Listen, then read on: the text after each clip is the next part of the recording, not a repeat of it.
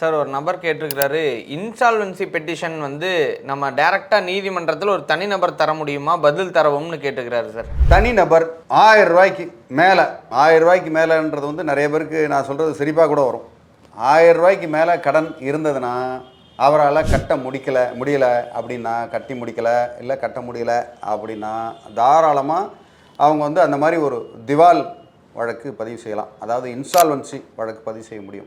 நீதிமன்றத்தில் போய் இது போல் நான் வந்து இவ்வளோ லட்சம் கடனில் நான் இருக்கிறேன், இல்லை இவ்வளோ ஆயிரக்கணக்கில் கடனில் இருக்கிறேன், எனக்கு சொத்துக்கள் இவ்வளோ இருக்குது, என்னால் இதை பிரித்து கொடுக்க முடியாது, எனக்கு சொத்து என்னமோ 1 லட்சம் தான் இருக்குது, ஆனால் கடன் 10 லட்சம் இருக்குது, என்னால் கொடுக்க முடியாது, நான் இந்த மாதிரி கடனாளி ஆகிட்டேன், நஷ்டமாயிட்டேன் அப்படின்னு நீங்கள் மனு போடலாம். ஒரு வழக்கறிஞர் உதவியோடு நீங்கள் போட்டிங்க, அதுக்கும் வந்து இந்த இலவச சட்ட மையத்தெல்லாம் வந்து நீங்கள் கொடுக்க முடியும். அந்த மாதிரி நீங்கள் செய்யும் பட்சத்தில் உங்களுக்கு வந்து அரசாங்கமே இலவசமாக உங்களுக்கு இந்த சட்ட உதவிகளை வந்து செய்யுது.